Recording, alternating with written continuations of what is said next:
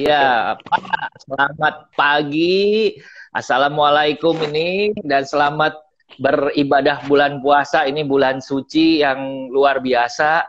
Saya ini dari Sukabumi, Pak. Jadi Sukabumi ini banyak sekali pesantren dan teman-teman saya banyak sekali yang Muslim.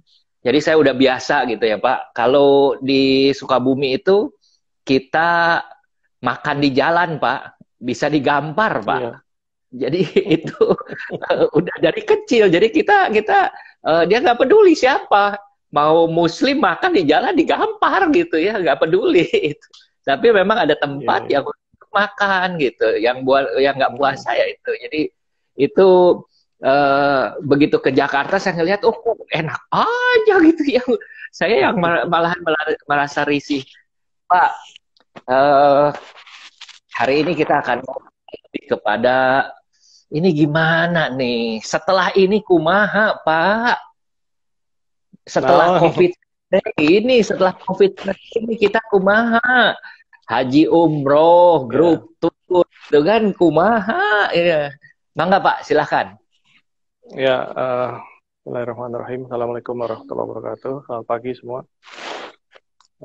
Terima kasih Pak Anton atas waktu dan kesempatannya. Tapi mohon maaf ini karena baru sekali saya live pakai Instagram, biasanya pakai Zoom, jadi agak gaptek gini. Nggak Ah, ngerti apa yang dipencet. Ini pun arahan dari Pak Anton juga akhirnya bisa lihat wajah Pak Anton. Eh, Sesuai dengan tema yang kita sepakati, sebenarnya saya tidak ahli-ahli banget dalam hal ini. Saya yakin bahwa semua teman-teman yang hadir hari ini sudah ada sekitar 16 peserta ya. Itu ya, paham kalau eh, kondisi ini sama-sama kita alami, juga paham bagaimana info-info dari media sosial maupun eh, media elektronik sampai ke kita harus bagaimana dan seterusnya dan seterusnya. Tapi karena Pak Anton minta, coba saya merenung mulai dari tadi malam, karena dari kemarin-kemarin belum bisa, karena memang kalau udah masalah seperti ini saya nggak bisa direncanakan, karena saya bukan seorang akademis juga. Nah, insya Allah saya coba sampaikan apa yang saya dapat. Semoga ini bisa bermanfaat buat teman-teman, bukan hanya menggurui, tapi mungkin nanti kita bisa diskusi bersama tentang kondisi sesudah pandemik ini apa sih yang akan terjadi gitu ya. Saya melihat uh, ada dua apa namanya uh, bukan dua, bahkan tiga tahapan. Pertama, kita bicara tahapan sebelum pandemik sampai batas kita pandemik dimulai di Indonesia. Posisi kita itu uh, sejauh mana, baik itu pribadi maupun usaha, sehingga kita bisa lihat pada saat kita sebelum pandemik kekuatan kita atau posisi kita lah, terutama dalam unsur-unsur manajemen seperti apa. Tentunya kita punya semua, gitu ya. Oke, kemudian lanjut dengan punya semua itu atau ya masing-masing individu dan perusahaan yang terbatas, semua itu maksudnya eh, merencanakan atau mengkondisikan bagaimana pada saat pandemik itu mulai dan berapa lama pandemik ini diperkirakan akan berlangsung. Nah, disinilah mulai kita sebagai pengusaha mulai tahu bahwa ada kewajiban atau ya kewajiban yang sifatnya fixed cost maupun yang sifatnya variable cost yang harus dikeluarkan tiap bulan, yang selama ini kita anggap enteng karena income kita cash in-nya bagus-bagus saja, tiba-tiba cash out tanpa ada cash in kok terus bergulir gitu ya. mm-mm. Nah, ini yang harus di apa keluarlah kreatif seninya sebagai seorang manajer atau manajemen di mana harus mengutak-atik antara empat unsur manajemen ke SDM, keuangan, marketing, operasional agar bisa sejalan sesuai dengan kondisi. Nah, tentunya akan berbagai macam. Ada yang dirumahkan dari segi SDM, ada yang pengetatan keuangan keluar, hanya rutinitas saja yang dikeluarkan dengan kewajiban, contohnya listrik, telepon, segala sesuatu yang nggak bisa kita putus karena itu akan jadi tidak berfungsi. Kalau kita sewa Abacus atau Sabre, kita bisa tunda. Kita sewa beberapa internet, kita bisa kecilkan dari kapasitas segala macam. Nah, yang paling agak krusial itu di saat dalam proses pandemik ini adalah segala sesuatu yang variable cost. Contohnya, kalau karyawan itu pinjaman kepada pihak ketiga, karena ada juga perusahaan yang meminjamkan dari perusahaan, ada perusahaan yang punya kebijaksanaan mendukung karyawan untuk meminjam dan bekerja sama dengan pihak ketiga, ya, perbankan dalam hal ini. Kemudian bisa juga dominasi dua-duanya, karena melihat ada faktor-faktor tidak mungkin dilakukan di luar, ini adalah kebijakan dari perusahaan. Kemudian juga dari selain dengan SDM, bagaimana dengan ada nggak kita pinjam kredit atau leasing dengan pihak-pihak lain, kendaraan, perkantoran, dan seterusnya, dan seterusnya. Nah, ini harus betul-betul bisa dinegosiasi ulang dengan pihak-pihak terkait, termasuk pihak si leasing atau perbankan yang kita kerjasamakan. Hanya memang instruksi Pak Presiden dengan apa yang di lapangan tidak sesuai serentak berjalannya. Di mana kita sudah dibolehkan untuk melakukan permohonan untuk pengunduran atau grace period atau pengurangan cicilan dan segala macam, ternyata mereka tidak. Begitu juga dengan pihak perpajakan, di mana kami minta supaya tidak membayar pajak pada saat kondisi seperti ini untuk iuran atau cicilan bulanan kita yang tiap tahun kita harus keluarkan, itu pun tidak 100% ternyata. Ya, walaupun alhamdulillah sudah dipotong untuk biro perjalanan seperti Pak Anton tahu, dari Bu Yana ya, dari DKI kita mendapat informasi kalau perpajakan memberi relaksasi kepada Biro Perjalanan Umum untuk iuran per bulannya, yang saya pahami di situ, saya belum lihat yang lainnya karena saya serahkan kepada konsultan pajak saya, yaitu 30% saja dari target di tahun 2020. Tapi itu sudah satu luar biasa gitu. Terutama bagi mereka yang rajin dan pandai serta jujur dalam hal pembayaran pajak. Bagi yang tidak, ya silahkan aja diatur baik-baik. Tapi kesempatan ini buat kami yang memang target dari suatu perusahaan ingin seperti perusahaan yang sudah siap IPO, ya tentunya harus rapih segala halnya gitu ya. Semua peraturan pemerintah, semua aturan main yang harus diikuti, standar-standarnya juga kita ikuti, termasuk ISO dan seterusnya. Nah, kondisi ini yang kita harus hitung seberapa kemampuan kita untuk dapat selesai atau dapat mengalami ikut serta dalam proses pandemik ini. 2 bulan, 3 bulan, atau sampai akhir tahun 2020, kalau udah Januari 2021 kita collab semua. Tapi tidak semua juga perusahaan sama. Ada juga yang mungkin, kita bicara umumnya travel bureau ya Pak Anton, atau biro perjalanan umum. 3-4 bulan mereka udah collab. Apalagi kalau yang kita dengar kemarin, kita sempat sharing di Zoom dengan teman-teman di Asita DKI, bagi mereka yang bermain dengan corporate, yang dimana cash flow-nya luar biasa, banyak keluar dibandingkan masuknya, karena harus melayani dulu baru pembayaran dibelakangkan sebulan atau lebih dari sebulan, ya tentunya akan berpengaruh besar dengan kondisi seperti ini.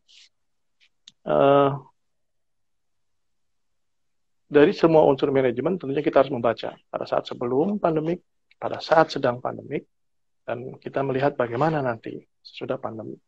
Di dalam saat pandemik, seperti tadi saya sampaikan, ada yang sudah bangkrut atau collapse duluan, sehingga dia betul-betul cut off, tidak bisa lagi bergerak. Jangankan untuk bayar gaji karyawan yang sudah dirumahkan, kita semua sekarang rata-rata ada, ya mungkin sudah dirumahkan 100%. Walaupun ada juga yang beberapa karyawan yang harus bekerja karena ada kaitan-kaitan secara administrasi dengan pihak-pihak lain di perusahaan kita masing-masing yang harus segera dijalankan. Nah, apabila memang saat pandemik ini kita bisa lolos, kita hitung bisa sampai target berapa bulan ke depan, ya kita sekarang melihat perkiraan-perkiraan yang ada di luaran, beberapa survei dari World apa gitu, saya lupa namanya. Begitu juga dari survei sebuah organisasi di Singapura. Kalau kita bandingkan pandemik yang terjadi di setiap negara itu masing-masing berbeda. Tergantung mereka melakukan, ada yang lockdown-nya lebih awal, ada yang PSBB seperti Indonesia, setengah-setengah lockdown. Kapan dia bisa lebih cepat saat kurva puncak terus mengalami penurunan. Singkat cerita bahwa negara punya masing-masing. Indonesia sekarang sedang diperkirakan turun dari puncak. Tapi kita belum tahu, negara kita kan luas sekali, Pak. Dan kepulauan, sulit untuk bisa memantau 100% keseluruhan. Sehingga kita berdoa saja apa yang datanya yang dikeluarkan oleh pemerintah, semoga itu real, paling tidak mendekati kenyataan. Sehingga kita tidak perlu khawatir di mana negara lain sampai 20.000 lebih, kita masih di bawah 20.000. Itu yang harus kita syukuri. Nah, akibatnya bahwa secara total atau global, dunia diperkirakan kalau ini berjalan dengan baik secara akal manusia ya, walaupun kita tahu ini tidak lepas dari tangan atau dari kekuasaan pencipta alam semesta ini, kasus ini kita sadar semua yang akhirnya jadi seperti ini, yaitu di bulan November awal. Nah, itu insya Allah di bulan November awal. Hingga bagi mereka yang masih bisa bertahan selama pandemi ini sampai akhir tahun, nah insya Allah di awal tahun 2021 kita bisa bergerak lagi. Kalaupun ada perkiraan-perkiraan lain, silakan aja. Saya sih belum baca apa-apa yang ada di media sosial maupun media elektronik, informasi-informasi tersebut. Oke. Tadi boleh saya lanjutkan lagi, Pak Anton? Ya, silahkan. Ayo, Sob. Oke. Bangga. Tadi malam saya membuka sebuah website. Ada orang yang setiap minggu dia mengeluarkan YouTuber sepertinya dia. Bahwa dalam pandemi ini sebaiknya memang kita jangan mengeluarkan sesuatu yang tidak penting. Betul-betul yang pokok saja. Sebaiknya uang yang ada sisa itu betul-betul kita tabung cukup untuk sampai selesai masa pandemik di akhir tahun 2020 ini. Nah, ini satu penjelasan atau satu keterangan yang motivasi bahwa sudahlah, jangan belanja-belanja yang nggak penting-penting. Walaupun di rumah turut dengan peraturan pemerintah stay at home dan segala macam, work from home, tetapi masih bergaya biasa membelanja online dengan beli yang saya nggak perlu sebutlah nama-nama itu. Pokoknya gaya hidup yang itu harus sudah di-cut dulu sampai betul-betul kemampuan keuangan kita mampu untuk melewati masa pandemi ini. Kecuali mereka-mereka yang kelas medium ke atas ya. Mereka sedikit pusing dengan perusahaan mungkin, tapi paling tidak tabungan mereka bisa menghidupi sekitar 100 juta orang di Indonesia masih cukup gitu ya. Itu nggak pusing lah. Nah, setelah itu kita bagaimana melihat masa pandemik ke depan. Singkat cerita, kalau boleh saya simpulkan, yang insya Allah saya analisa atau saya pikirkan, rasanya tidak mungkin pada saat kita start, whatever kapan kita bisa mulai pandemi itu selesai, terus kita mulai, tiba-tiba langsung boom. Pak Presiden kan memperkirakan Januari 2021 akan boom nih. Bahkan menyampaikan secara khusus bahwa yang booming itu adalah pariwisata. Memang pariwisata booming belum tentu dampaknya ke kita nih, ke Biro Perjalanan. Karena kita tahu sekarang sudah serba online. Bisa jadi mereka datang dengan sistem online yang mereka booking langsung ke hotel, ke transport, ke tiket, atau guide, atau apa yang memang sekarang sudah serba bisa dicari di dalam sistem online itu sendiri. Ya. Sehingga teman-teman yang Biro Perjalanan Wisata ini selaku bergerak di inbound, ya perlu berpikir ulang lah. Dan kita tahu bahwa inbound yang ada di Indonesia, maaf, dari data yang saya lihat, teman kita lah Panorama yang paling besar selama ini gitu ya. Tapi apakah Panorama tidak bergoyang dengan kondisi ini? Juga pasti bergoyang. Hingga antara inbound yang diharapkan pemerintah itu melalui kita angkat tangan, karena nggak mungkin dengan kondisi ekonomi atau kondisi pasar, kondisi masyarakat yang sudah serba teknologi, kita bisa bersaing dengan itu. Kecuali justru kita ikut di dalam teknologi itu. Nah, sehingga untuk start kita mulai selesai pandemik ini, harus dihitung dulu berapa kecepatan kita mampu untuk melangkah. Nah, itu tergantung dari masa sebelum dan masa pandemik kondisi kita. Sehingga kita udah mulai merestart dengan apa istilahnya? SWOT. Apa ya? SWOT atau apa singkatannya, yang strength, weakness, opportunity. Iya. Makanya saya bukan orang akademis yang hafal istilah-istilah seperti itu. Sehingga kita membaca dulu analisa bahwa kita berada di kekuatan di mana posisi kita sekarang. Dari segi keuangan, masih siap nggak? Dari segi SDM, siap nggak mereka direkrut kembali? Dari segi operasional, orang-orangnya juga harus siap. Masih paham nggak tentang operasional kegiatan sebuah usaha? Marketingnya bagaimana? Ya, semua terkait empat itu, gitu ya. Terutama dalam hal keuangan.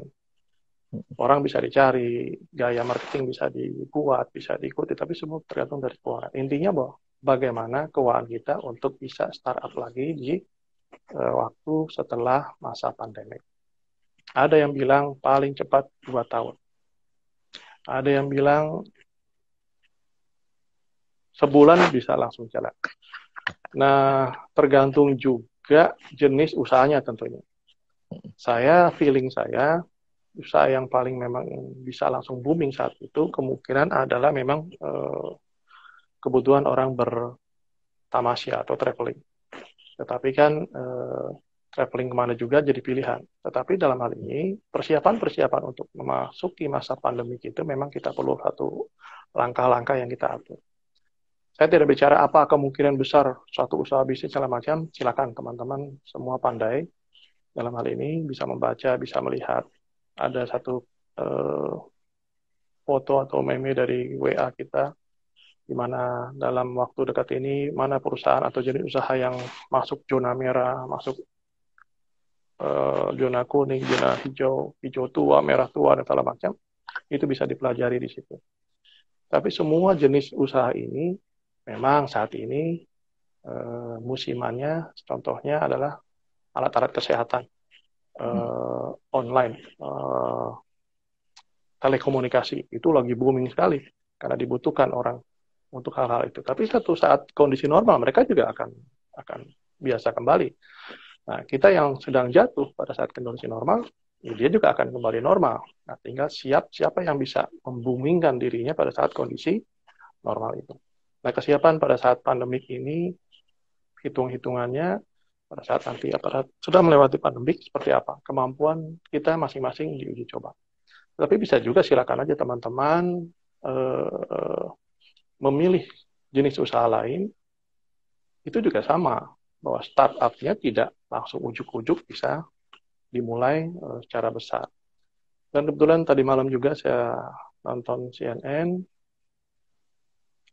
bukan CNN, CNBC, bukan berita, ada wawancara di mana pengusaha Singapura, seorang dari Amerika, bukan orang Singapura asli, dia masih bekerja di perbankan dan keuangan di waktu kerjanya, tapi di waktu luangnya dia punya bisnis internal berkebun. Tapi secara bukan berkebun di tanah, berkebun dengan hidroponik sepertinya. Dengan bertingkat lagi.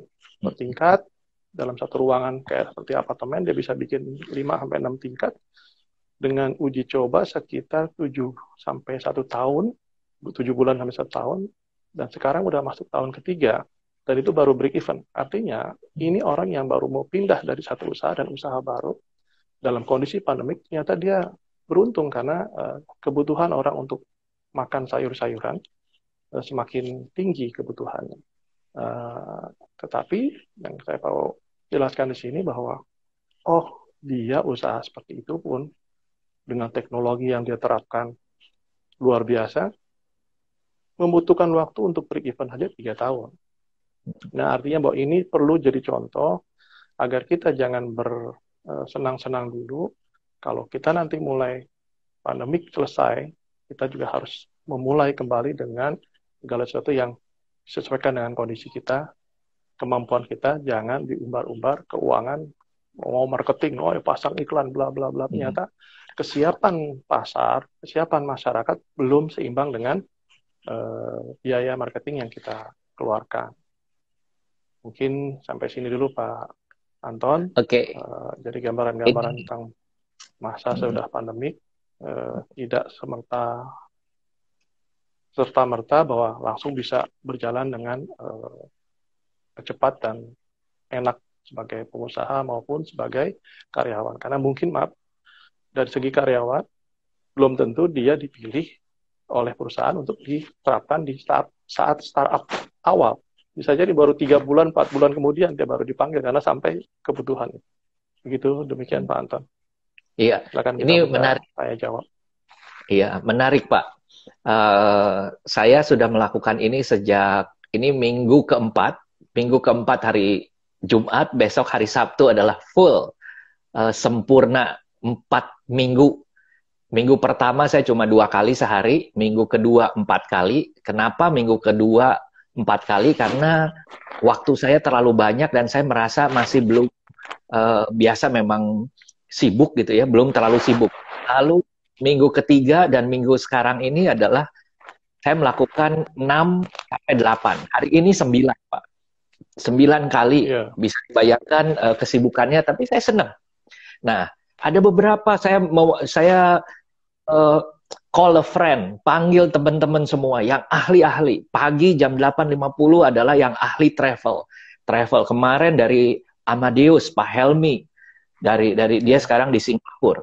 Menarik, Pak, bahwa beliau mengatakan tanggal 28 April, biasanya airline, jadi Amadeus itu kan sama ya Pak ya, seperti Sabre, Abacus begitu. Jadi dia dia kan punya airline, yang dia lakukan adalah menerima pendaftaran. Orang yang cancel, airline-nya apa, atau yang daftar. Nah, 28 April, menurut dia, ini mudah-mudahan, dia mengatakan mudah-mudahan ini benar. Jadi semua daftar itu ditarik semua. 28 April, mulai pendaftaran mulai naik gitu ya. Nggak tahu nih naik turun lagi atau gimana gitu ya. Mudah-mudahan naik. Ini yang pertama. Kedua, kemarin saya mendapat kabar dari tour operator di Eropa bahwa beberapa negara mulai membuka. Membuka itu kafe dibuka, tapi ya physical distancing. Kalau di China itu bioskop udah dibuka kemarin Pak, tanggal 1, 2, 3, 4 hari liburan, liburan besar di China sana, mendapatkan satu data dari awalnya saya pikir adalah tiket pesawat terbang, ternyata bukan Pak, ini data dari objek wisata di seluruh China. 4 hari itu ada 340 juta orang yang masuk ke objek wisata, Pak. Saya bilang, ini luar biasa gitu ya. Nah, yang tentu kita diharapkan adalah ada second wave nggak nih? Jangan sampai nanti pada waktu mereka sekarang dibuka gitu ya. Ini second wave dari COVID-19 maksudnya kan? Betul. Nah, yang menarik adalah di China itu bukanya bertahap. Jadi secara umum semua provinsi dibuka mulai April. Boleh traveling within province. Hainan gitu ya, Guangxi. Nah, ini menarik. Kalau Hubei tempatnya Wuhan baru dibuka tanggal 19. Nah, tapi begitu tanggal 1 Mei boleh antar provinsi. Dan asumsi saya adalah pesawat terbang itu baru terbang 30-40% kapasitas. Jadi mereka yang lakukan ke objek wisata yang terdekat. Nah, ini menarik kalau kita lihat sekarang kembali ke Indonesia nih. Kumaha nih yang di Indonesia gitu ya. Saya melihat tadi pagi di Kompas TV juru bicara Kementerian Perhubungan mengatakan, karena gara-gara Pak Budi bilang, udah open mulai dari kemarin hari Kamis, boleh terbang. Maksudnya, nah ini juga supaya teman-teman paham, dipertegas. Maksudnya betul ada pesawat yang bisa terbang. Garuda sudah mulai terbang. Saya dengar lagi Lion mulai terbang tanggal 10. Tapi satu, ada kriterianya. Yang gimana. Yang mudik udah nggak bisa, udah selesai. Mudik titik. Gugus tugas juga bilang, udah mudik nggak bisa, titik. Pulang kampung nggak bisa, titik. Yang bisa apa? Bisnis, pejabat, lalu ada apa ya namanya? Ada yang sakit, ada yang meninggal, iya, yang meninggal, ya itu. Kalau nggak bisa, titik. Jadi, nah ini lagi, semua hanya bisa beli tiketnya di airline, Garuda saja, sekarang baru dibuka. Nanti Lion gitu ya, nanti saya nggak tahu yang Citylink dan Sriwijaya bagaimana. Nah, yang menarik lagi bahwa ini kan udah mulai testing. Lalu kemarin Menteri Perdagangan Menko Erlangga mengatakan nanti tanggal segini buka ini. Relax. Tetapi saya melihat kemungkinan besar, ngumpulin dari teman-teman yang lain juga, bahwa kalau kita bulan Mei ini setelah Lebaran, karena yang ditakutkan itu Lebaran ternyata Pak. Jadi udah woro-woronya terus, nggak boleh mudik gitu ya. Saya juga seneng asisten pembantu saya udah mulai bisa nerima, karena orang kampungnya juga, keluarga di kampung udah bisa nerima. Kalau nggak bisa nerima kan susah Pak. Mereka harus pulang gitu ya. Nah sekarang mereka udah menerima, dan saya mengatakan nanti pemerintah itu akan bikin mudik bersama. Jadi pulang semua sama-sama, oke, rada tenangan dikit. Kalau bulan Juni udah mulai lebih rileks lagi, pertanyaan adalah bulan Juni kita boleh rileks, dan Juni kita boleh buka. Pertanyaan adalah kapan travel bisa mulai jalan lagi. Ada beberapa perdebatan, tapi semua mengerucut kepada satu hal, bahwa yang akan dipentingkan pada saat itu adalah orang-orang travelingnya, pebisnis yang tadinya, yang sekarang nggak bisa, misalnya trainer nggak bisa pergi, pebisnis yang punya urgensi, pebisnis yang punya kepentingan dalam tingkat tinggi, trainer nggak bisa, karena di sananya nggak bisa kena lagi physical distancing lagi. Nah, nanti mereka akan jalan duluan. Lalu yang dari daerah belanja ke Jakarta, sekarang nggak bisa. Nggak bisa karena sekarang Tanah Abang juga tutup gitu ya. Nah ini mulai. Nah yang menarik adalah seberapa siap kita travel agent dalam menanggapinya. Nah, ada hal yang menarik, kemarin saya berbicara dengan seorang banker, pemilik BPR, Lestari, dia nomor 6 terbesar di Bali, nomor 2 terbesar di bank swasta Bali setelah BCA, BPR Lestari, karena yang 4 lagi adalah bank pemerintah. Nomor 2 terbesar di Indonesia untuk kelas bank BPR. Ini luar biasa. Beliau mengatakan begini, ini perlu kita semua berpikir ke arah sana. Satu, dia kasih judulnya Jalan Menembus Badai gitu. Waduh, serem bener gitu. Kita jalan menembus badai gitu. Tapi seru. Kedua, dia mengatakan, saya pernah mengalami bom Bali 1, bom Bali 2, SARS, Krismon. Terus pada waktu di Bali hotel banyak sekali sehingga okupansi hotel itu turun gitu ya. Nah, hal-hal seperti begitu, dan dia mengatakan walaupun ini tidak pernah terjadi, tetapi Bali pasti bangkit. Karena menurut saya kalau Bali nggak bangkit, aduh, ini akan menjadi, ini kan pusat daripada pariwisata Bali. Orang domestik juga mau ke Bali. Tetapi, nah, Mungkin ini diskusi kita akan mulai dari bagaimana kita travel siap. Kita mesti siap. Saya selalu meng-quote, ada satu quote yang saya suka sekali. Kita mau apa nanti? Ibaratnya, saya mau duren. Saya mau buah duren nanti. Nanamlah dari sekarang buah duren.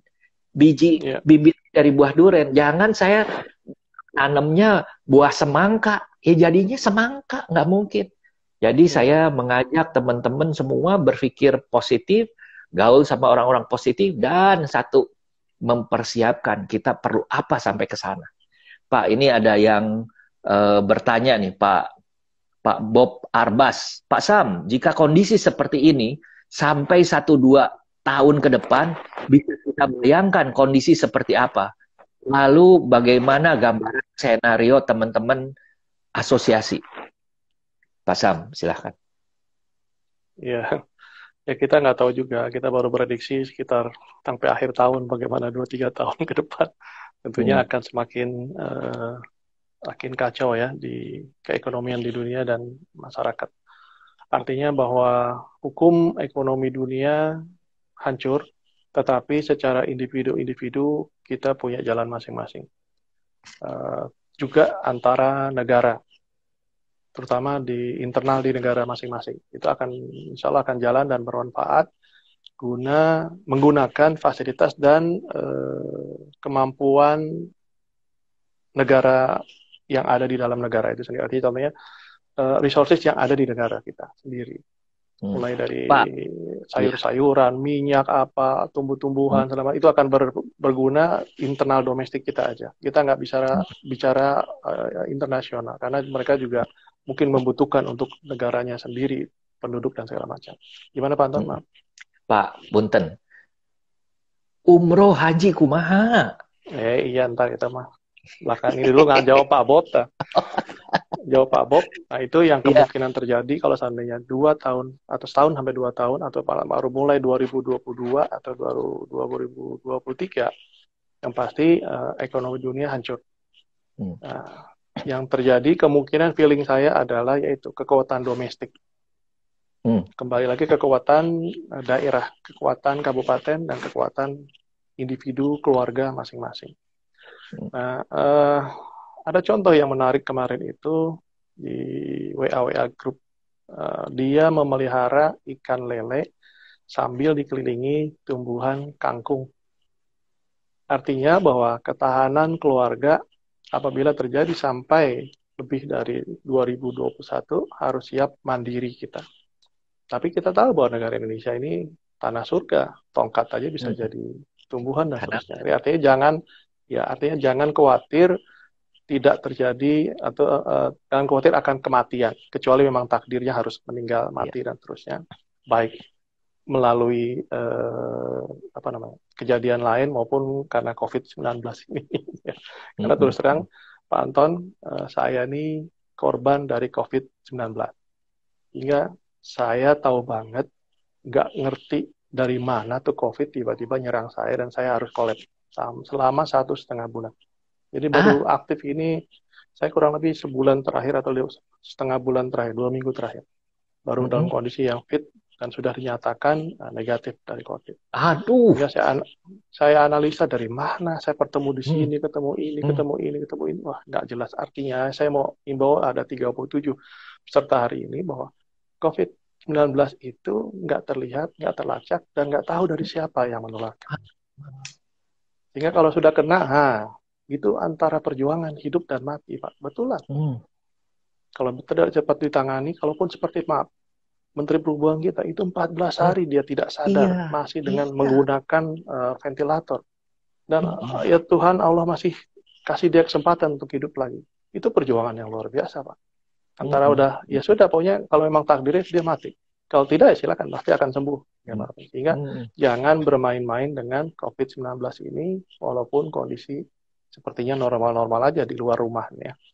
Nah, itu yang saya mau coba ingatkan, sehingga tadi kita bahas masalah second gelombang itu yang ini, gimana ya, kok belum total ini udah berjalan. Nah, terkait dengan tadi Pak Anton bilang, bagaimana nih nanti umroh kita belakang, pariwisata akan bergerak, Cina sudah bergerak. Saya yakin dimulai dengan tamu domestik dulu, perpindahan orang-orang di antara negara itu sendiri, karena visa dari satu negara ke negara lain mereka masih belum banyak yang buka kan Pak. Bahkan kalaupun kita apply ya ditolak gitu ya. Nah itu yang kita harus perhatikan, bahwa ayo teman-teman Biro Perjalanan Wisata start dengan domestik. Nah kemarin itu setelah saya menganalisa akibat Pak Anton minta saya bicara hari ini, saya akhirnya berpikir bagaimana dengan saya ya, tadi saya cuek-cuek aja karena alhamdulillah tabungan cukuplah sampai akhir tahun. Akhirnya saya bilang sama staf saya di rumah, tolong tim produk, apakah produk-produk sudah siap pada saat nanti start pandemik, kapanpun dimulai? Siap Pak. Oh ya syukur. Berarti artinya jangan sampai produk-produk yang kita biasa jual, biasa kita layani tamu-tamu kita, dengan kemungkinan tadi Pak Anton bilang bahwa domestik akan bergerak lebih awal dengan syarat-syarat yang tentunya akan kita ikut dari pemerintah, ya kita siap dengan penjualan. Nah, yang saya ingin sampaikan juga di sini bahwa sesungguhnya yang paling enak adalah seperti Pak Anton, punya perusahaan yang reseller seperti ini.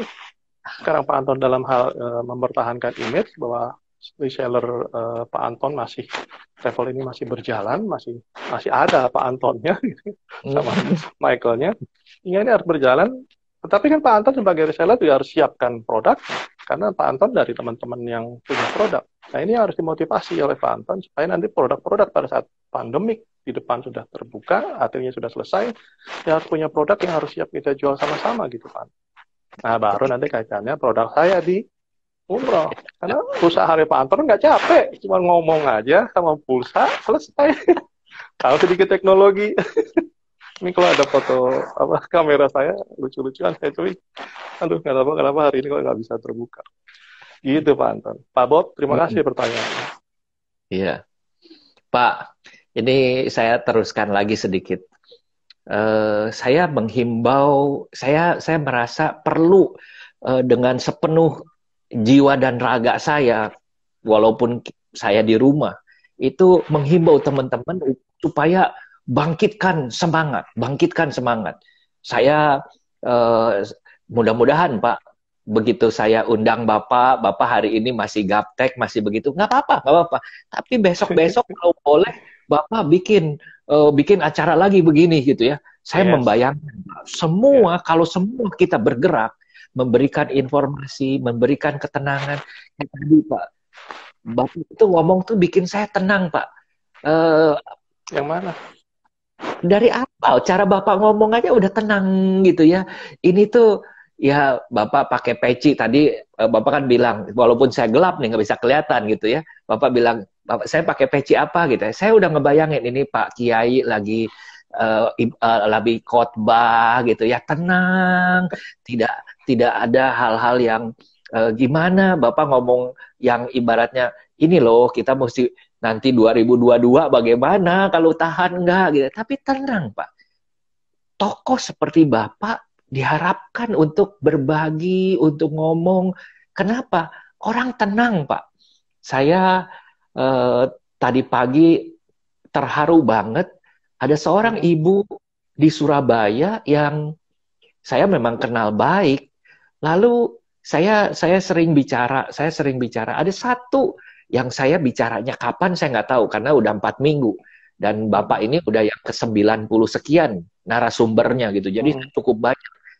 Dia cuma ingat begini, dia bilang, saya ingat dengan Pak Anton ngomong begini, kalau kita makan bakso, belilah bakso dari temen, bantu temen.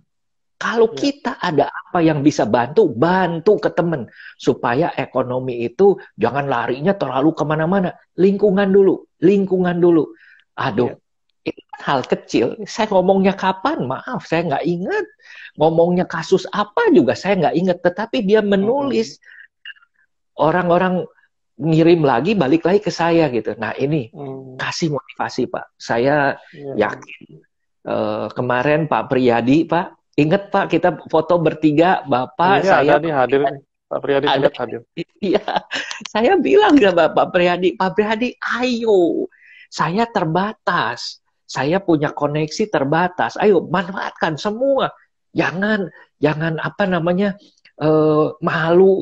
Nanti saya dibilangnya ngikutin Pak Anton. Nggak ada. Ini bukan persoalan malu. Nah, Pak Priadi, ayo semua. Saya bisa A, Pak Priadi bisa B, nanti Pak Sam bisa C, nanti yang lain lagi D, Iya. X, Y, Z, gitu kan. Uang umroh haji itu, maaf saya cut sebentar, umroh haji itu dari Iya. 10 travel Pak, di dalamnya ada Patuna, sekarang berapa? 1.150. Wah. 380 haji di dalamnya. Hmm. Nanti apa? Kenapa harus takut? Iya, iya, iya, iya. Ini Selama itu baik dan bisa menghidupi kita, kenapa tidak? Betul nggak, Pak Anton? Kita bukan betul. bersaing, tapi kita memang ada jalan di sana. Betul, betul, betul. Saya ada satu pada waktu saya lagi mentok dalam bisnis, saya ngobrol dengan papa saya. Papa saya mengatakan begini, pada waktu kita marketnya terbatas, mentok itu pada waktu itu adalah bukan karena saya lagi susah, tapi saya mau lebih besar lagi nggak bisa. Dan papa saya mengatakan, salah satu untuk memperbesar pasar itu adalah ajak kompetitor untuk bergabung sama-sama. Pak, saya nggak sampai ilmunya ke situ. Saya kuliah sampai hari ini masih belum lulus, Pak. Kuliah kehidupan, Pak. Belum lulus. Ya, artinya itu kan sama dengan rangkullah lawanmu supaya jadilah kawan. Yes. Karena dengan begitu kita memperbesar pasar. Nah, pada waktu pasar besar itu kita bisa dapat naik levelnya. Dan setelah itu makanya saya bikin reseller gitu ya, Pak ya. Dan merangkul semua. Orang-orang pada kaget. Pak Anton punya begitu banyak reseller kemana-mana, di mana-mana. Kenapa Bu bagi-bagi? Karena ternyata hukumnya Tuhan itu Maha Pengasih, Maha Penyayang, di mana kita mau berbagi, kita juga dibagi gitu ya. Aduh, Pak. Ini hukum alam, bukan hukum. Berarti hukum alam yang diciptakan oleh Tuhan kita gitu ya. Betul, luar biasa. Ini ada dari Pak Felix. Setuju dengan bergerak di tur domestik? Bagaimana dengan fungsi Kementerian Pariwisata dan Dinas Pariwisata Daerah? Apa ada yang sudah dibicarakan dengan semua asosiasi wisata Indonesia? Nah, kolaborasi. Saya kalau ngomong sama bagian dinas pariwisata gitu ya Pak ya, maaf Pak. Mereka itu banyak teori dan yang saya lagi bingung kadang-kadang arahnya kemana gitu ya. Ya kan mereka itu kan regulator Pak, bukan operator. Kita yang tahu bagaimana situasi di lapangan. Mereka hanya membaca, menilai, membuat kebijaksanaan. Jangan sampai ini, tapi jangan sampai begini, begitu aja mereka nggak paham tentang kondisi yang sekarang. Taunya hanya dari segi umum tingkat level kebijaksanaan, tidak dalam bentuk tingkat level pelaksanaan di bawah. Nah, kita kan pelaksanaan juga, ya kebijaksanaan juga untuk internal kita. Ini kalau bicara masalah pemerintah mau seperti apa, jangan berharap terlalu besar. Jangan berharap terlalu besar. Sampai saat ini mereka memberikan survei untuk mendata siapa jumlah karyawan yang dirumahkan akan dibagi dana sosial sembako. Alah, sejak Pak Joko ngomong sampai sekarang saya belum lihat ada pembagian itu secara massal oleh pihak terkait yang harusnya dilakukan. Yang ada apa? Pak Joko bagi-bagi sendiri akhirnya. Ini kan contoh yang tidak jalan di bawah. Dan memang dikhawatirkan oleh teman-teman yang melihat ini bahwa kok jadi lajang KKN gitu ya.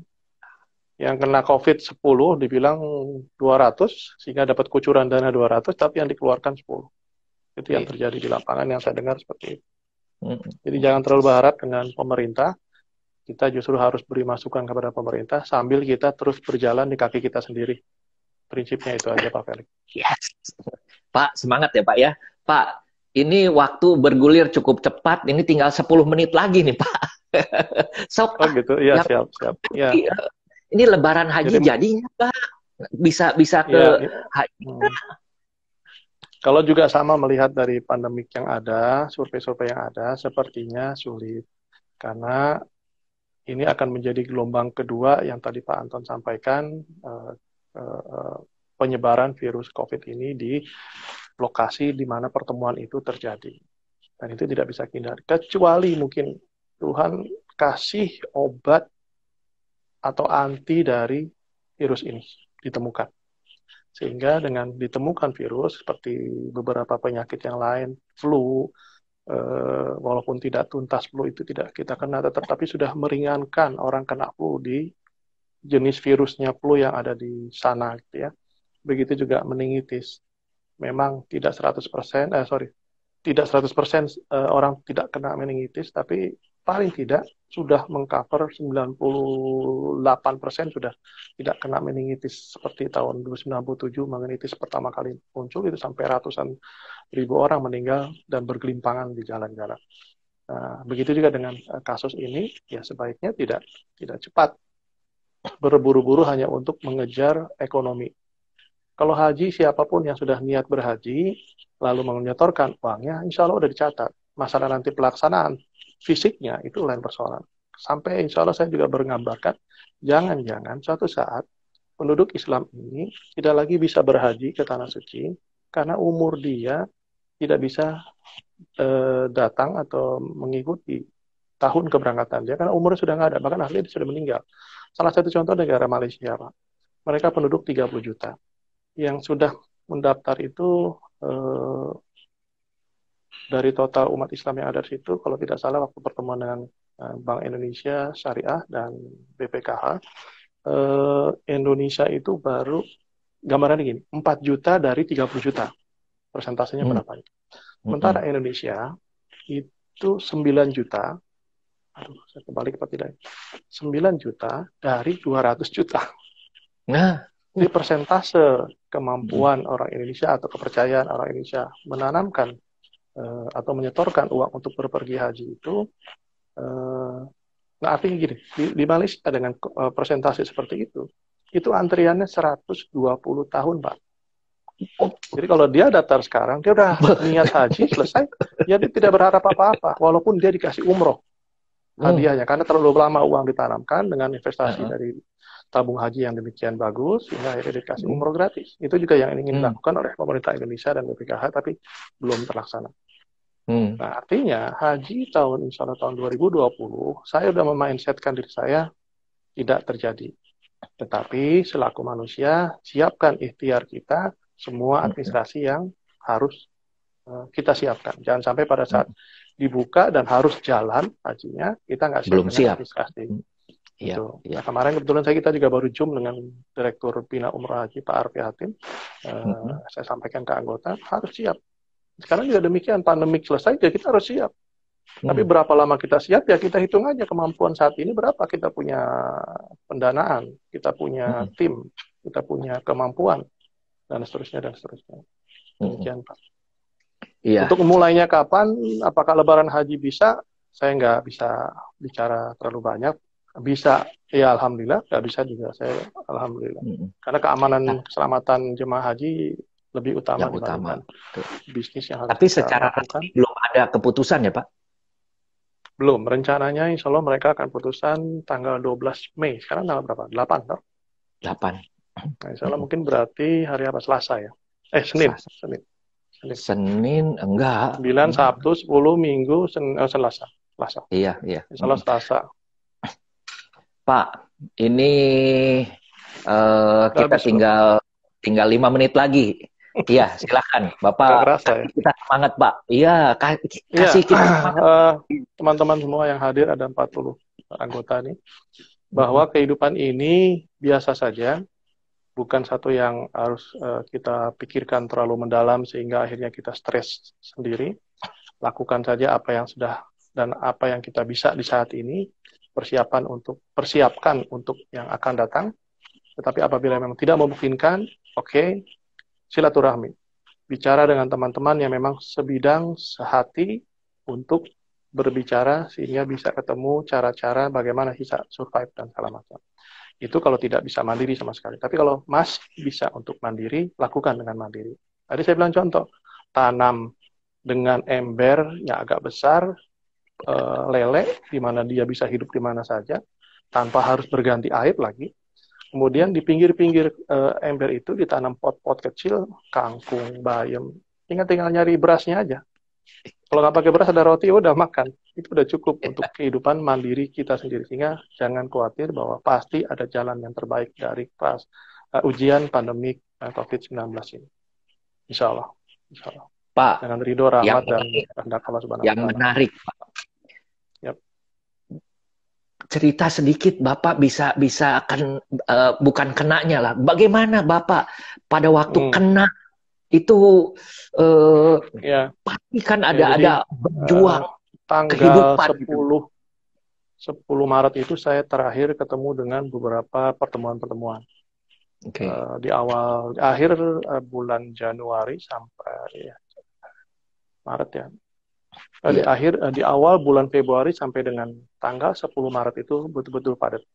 Dan saya sudah mulai jaga social distancing ini tanggal 1-an, tanggal 3-an, di mana ada undangan dari pihak Adira dan hotel itu udah menerapkan suhu. Tapi saya nggak yakin dengan suhu saja bisa menyelamatkan orang tidak kena kasus virus ini. Nah, feeling saya di situ saya udah meragukan pertemuan ini. Tapi karena saya ada punya kewajiban besok ketemu dengan si A lagi, dengan si B lagi di pertemuan ini, karena kebetulan kami juga, Sapuhi juga yang mengadakan. Sehingga akhirnya saya bingung, yang mana nih yang membuat saya terkena segala macam. Nah, intinya pada saat saya kena, itu yang namanya hidup mati ya di situ. Yang namanya demam nggak tinggi Pak, cuma 38. Tapi gejolak di dalam diri itu, ini kenapa? Saya tidur di kasur kok rasanya seperti kepala saya di bawah, padahal pakai bantal. Saya tidur di bawah yang rata, kok juga nggak nyaman. Saya pindah lagi tidur di bawah dengan pakai selimut. Kok sama juga, sampai tidur saya duduk nyender ke tembok. Aduh, kenapa? Dan satu-satunya saya minta tolong itu adalah kepada Tuhan saya, kepada Allah Subhanahu wa Ta'ala. Ya Allah, kalau memang saya sudah harus selesaikanlah saya. Kalau memang saya masih harus punya tanggung jawab di dunia ini, selamatkan saya, karena Engkau yang bisa menolong saya. Itu saya ucapkan setiap saat, di mana kondisi saya nggak bisa berbuat apa-apa. Udah, itu aja.